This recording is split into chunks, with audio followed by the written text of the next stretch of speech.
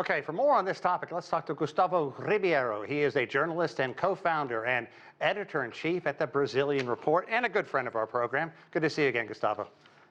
Thanks for having me again. It's a pleasure. Okay, in many ways, Brazil's hosting this virtual BRICS gathering could not come at a better time for that country.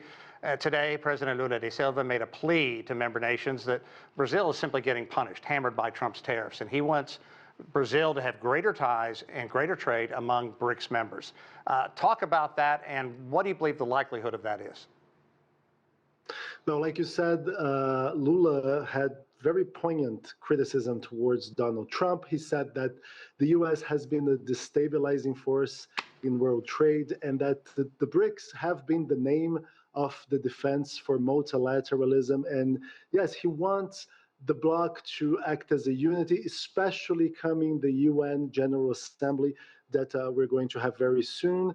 However, we have to we have to analyze that this meeting did not produce a joint statement, which means there are disagreements within the bloc. We have, for instance, the United Arab Emirates, Saudi Arabia. These are close allies to the U.S. who have been reluctant to endorse open criticism of Trump's policies, which, according to Brazil, is bearing the multilateral system. Yeah, so how would you characterize this virtual summit? A renewed call for multilateralism, demands for free trade, and as you said, BRICS members, they have differing agendas, but they also have a lot in common, and presumably a great deal to gain if they can work together as a single unit. Yes. However, that is a big if, because what we have seen in these past years is that the BRICS have become more and more a sort of China and Co group. Many countries, especially the new entrants, they are in the BRICS more to develop closer ties with China, which, I mean, it's an economy that dwarfs that of Brazil, of other BRICS members. Brazil was against that expansion of the BRICS, so the fact that the expansion went through anyway shows that Brazil has become more of a supporting actor within this group.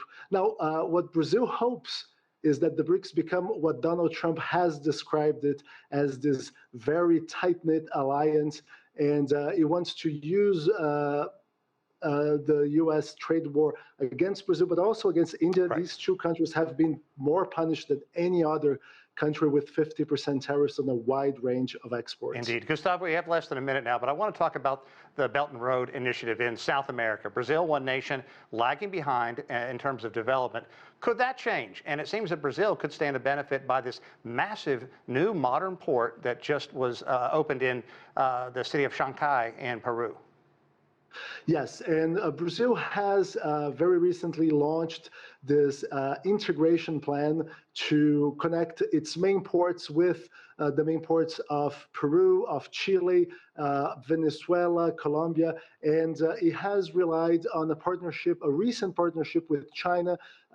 China has pledged to invest in railways and roadways connecting the both oceans in order to better, to cut costs and to save time when exporting basic products to Chinese ports. The challenge to build those in the Amazon. But Gustavo, always a pleasure. Good stuff, my friend. Thank you.